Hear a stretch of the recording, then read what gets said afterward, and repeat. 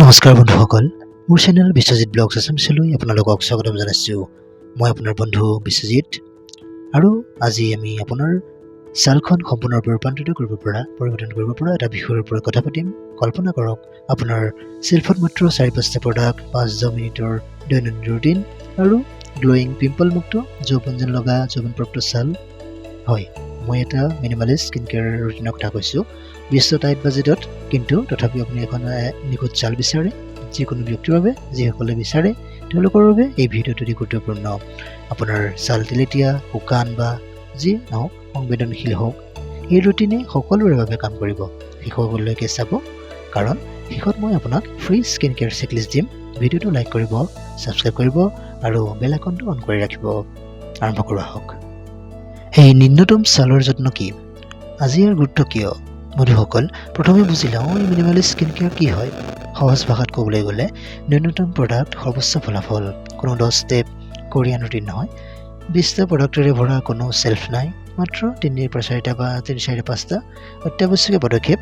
পৰিষ্কাৰ কৰক, ট্ৰিট কৰক, হাইড্ৰেট কৰক, সুৰক্ষা দিয়ক। এতিয়া কিয় গ্ৰহণ কৰিব লাগে? চাওক, আজিকালি আমি সকলোৱে ইমান ব্যস্ত, চাকৰি, পৰিয়াল, ছ'চিয়েল মিডিয়া, আমি কোনো ধৰণৰ ছালৰ যত্ন নোলোৱাকৈ ৰাতি ক্লান্ত হৈ শুই পৰোঁ। ফলাফল: ছাল নিস্তেজ, পিম্পল, মিহিৰেখা। অধ্যয়নত দেখা গৈছে যে 80% ছালৰ সমস্যা অতিমাত্ৰা সামগ্ৰী ব্যৱহাৰ কৰাৰ ফলত হয়। প্ৰাকৃতিক তেলৰ ভাৰসাম্য ৰক্ষা কৰা, আপোনাৰ ছালৰ বাধাৰ ক্ষতি হয়।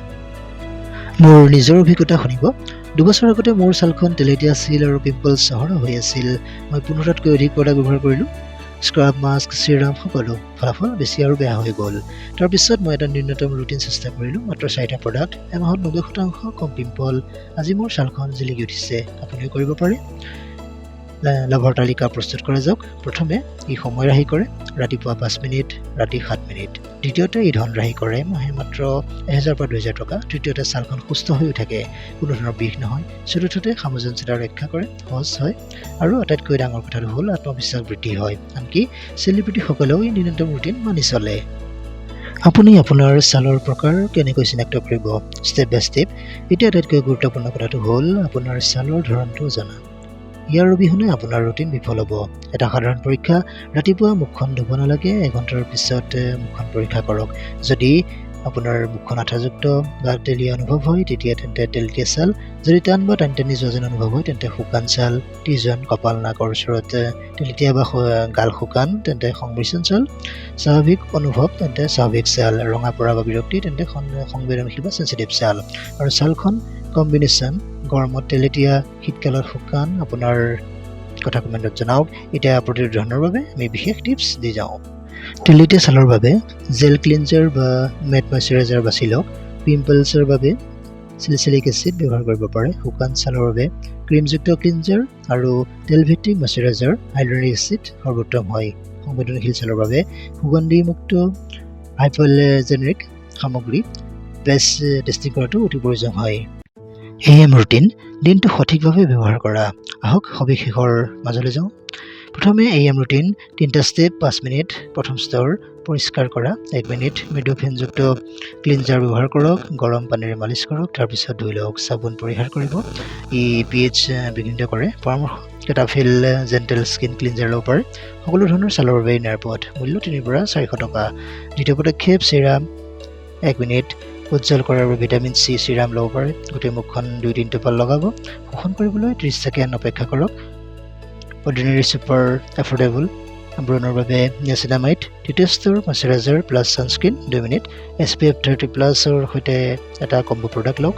তেলেতীয়া ছালৰ বাবে জেল, শুকান ছালৰ বাবে ক্ৰীম। বাহিৰলৈ লোৱাৰ 15 মিনিট আগতে লগাব লাগে। লা ৰোজ পচিবিলিটি গ্ল'ইজ শ্ৰেষ্ঠ হয়।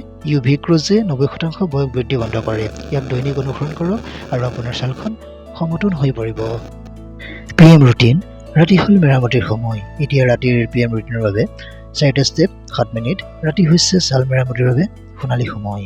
প্ৰথম স্তৰ: দুবাৰ পৰিষ্কাৰ কৰা, 2 মিনিট। প্ৰথমে মেকআপ, ছানস্ক্ৰীন আঁতৰাবলৈ অইল ক্লিনজাৰ, তাৰপিছত পানী ভিত্তিক জেলভেটিক ক্লিনজাৰ। যদি আপুনি মেকআপ কৰা নাই, তেন্তে এটা ক্লিনজাৰ ব্যৱহাৰ কৰক। হিমালয় হাৰ্বেল অইল ক্লিনজাৰ ব্যৱহাৰ কৰি চাব পাৰে। দ্বিতীয় পদক্ষেপ: চিকিৎসাৰ চিৰাম, 1 মিনিট। ব্ৰণৰ বাবে চেলিচিলিক, বয়স বৃদ্ধিৰ বাবে ৰেটিনল। সপ্তাহত 3 দিনৰ পৰা 3 দিনৰ পৰা আৰম্ভ কৰক, কিন্তু অতিমাত্ৰা নকৰিব। সংবেদনশীল ছালৰ বাবে কাৰ্ভ ৰেটিনল একেবাৰে উপযুক্ত। তৃতীয় পদক্ষেপ চকুৰ ক্ৰীম আই ক্ৰীম 30 ছেকেণ্ড। ডাৰ্ক চাৰ্কুলৰ বাবে কেফেইন ভিত্তিক হিমালয়ানৰ আই ক্ৰীম ল'ব পাৰে। চতুৰ্থ স্তৰ লাইট মইশ্চাৰাইজাৰ 2 মিনিট। ডাঠ ক্ৰীম স্কুৱেলেন বা চিয়া বাটাৰ ভিত্তিক ল'ব পাৰে। সকলো আৰ্দ্ৰতা লাভ কৰে। সাপ্তাহিক এডন আৰু প্ৰাকৃতিক প্ৰতিকাৰ। আপোনাৰ ৰুটিনক মচলা দিবলৈ সাপ্তাহিক এডন এক্সফলিয়েশ্যন সপ্তাহত দুবাৰকৈ ABH মৃত ছাল আঁতৰাই ছিদ্ৰ পৰিষ্কাৰ কৰে। পোলাৰ% 2% BH এটা গেম চেঞ্জাৰ হয়। মাস্ক চিট মাস্ক বা ঘৰতে বনোৱা। তেলেতীয়া ছালৰ বাবে মুলতানী মিটি প্লাছ গোলাপ জল। শুকান ছালৰ বাবে এল'ভেৰা জেল 20 মিনিট ৰাখিব। তাৰপিছত অলপ জেনেৰি লওক। প্ৰাকৃতিক টিপছ হালধি প্লাছ দৈ ব্ৰণৰ মাস্ক। মৌ প্লাছ নেমু আপোনাৰ উজ্জ্বল কৰিব। নাৰিকল তেল ওঠৰ বাম হয়, কিন্তু পেষ্টেজ এটা কৰি ল'ব। মোৰ প্ৰিয় দেওবাৰৰ ফেচ মাস্কৰ অনুষ্ঠান স্পা অনুভৱ। শ্ৰেষ্ঠ প্ৰডাক্ট আৰু বাজেট বিকল্প। এতিয়া প্ৰডাক্টৰ পৰামৰ্শৰ বাবে বাজেট আপুনি মিড ৰেঞ্জ বা প্ৰিমিয়াম ল'ব পাৰে। Cleanser budget Biotique mid range. Cetaphil premium La Mer serum আপোনাৰ সাধাৰণ ন্যূনতম 10% নিয়াচিনামাইড। ছানস্ক্ৰীন ৰেকুইল ডটাছ হাৰ্বেল মইশ্চাৰাইজাৰ গ্লাম নিউট্ৰিজেনাৰ। মুঠ বাজেটৰ ৰুটিন আপোনাৰ ছমাহৰ বাবে প্ৰায় 2000 টকা। অনলাইনটো কিনিব পাৰিব। ৰিভিউসমূহ পৰীক্ষা কৰি ল'ব। কিছু সাধাৰণ ভুল আৰু ইয়াৰ পৰা কেনেকৈ হাত সাৰিব পাৰিব। ৰুটিন বিফল কৰা কিছুমান ভুল। অতিমাত্ৰা ধোৱা দিনটোত দুবাৰতকৈ বেছি নহয়। ছানস্ক্ৰীন এৰি দিব। এটা ডাঙৰ নহয় নাই আপোনাৰ অসামঞ্জস্যতা 21 দিনত এটা অভ্যাস গঢ়ি তোলক। ভুল অৰ্ডাৰ সদায় পাতলৰ পৰা ডাঠ চিৰাম তাৰপিছত ক্ৰীম। খাদ্য আকন কৰা যেনে 3 লিটাৰ পানী চেনি কমকৈ খোৱা। মোৰ কাহিনী এই ৰুটিনৰ অতিমাত্ৰা খাইছিলোঁ। মোৰ ছালখন ৰঙা হৈ পৰিছিল, গতিকে পাতফুল লাহে লাহে আৰম্ভ কৰিব। ফলাফল সৰ্বাধিক কৰিবলৈ অতিৰিক্ত কিছু টিপছ। আপোনাৰ ফলাফল দুগুণ কৰিবলৈ টোপনি 7 পৰা 8 ঘণ্টা। ৰেচমৰ গাৰু কভাৰ ব্যৱহাৰ কৰিব। খাদ্য এভোকাডো বাদাম গ্ৰীণ টি। ব্যায়াম কৰিব। ঘাম উলিয়াই ছিদ্ৰ পৰিষ্কাৰ কৰিব পাৰিব। ঋতু পৰিৱৰ্তন গ্ৰীষ্ম পাতলকৈ শীত অলপ গভীৰকৈ ট্ৰেকিং কৰিব পাৰে। এটা এপ ব্যৱহাৰ কৰক, ফটো ক্লিক কৰক আৰু 4 সপ্তাহৰ ভিতৰত পৰিৱৰ্তন দেখিব। ধৈৰ্য নিশ্চয় ধৰিব। আপোনাৰ প্ৰশ্ন উত্তৰ কমেণ্টৰ পৰা অহা কিছু প্ৰশ্ন গৰ্ভাৱস্থাত কোনটো ৰুটিন? উত্তৰ ৰেটিনেল পৰিহাৰ কৰক। হাইড্ৰেটৰ ওপৰত গুৰুত্ব দিয়ক। প্ৰশ্ন 40+ বাবে উত্তৰ ৰেটিনেল প্লাছ পেপটাইড যোগ কৰক। প্ৰশ্ন পুৰুষৰ বাবে উত্তৰ একেই কিন্তু লঘু সংস্কৰণ। প্ৰশ্ন প্ৰাকৃতিক বনাম ৰাসায়নিক উত্তৰ মিহলাই লওক। 70% প্ৰাকৃতিক ৰাখিব। বন্ধুসকল, এইটোৱে আছিল সম্পূৰ্ণ গাইড। আজিৰ পৰা আৰম্ভ কৰক। যদি ভিডিঅ'টো ভাল পালে সহায় বুলি ভাবে তেন্তে লাইক কৰিব। আপোনাৰ বন্ধু বান্ধৱীৰ সৈতে শ্বেয়াৰ কৰিব। এনেধৰণৰ ভিডিঅ'ৰ বাবে বিশ্বজিৎ ব্লগছ আছামিজ চেনেলটো ছাবস্ক্ৰাইব কৰি দিব।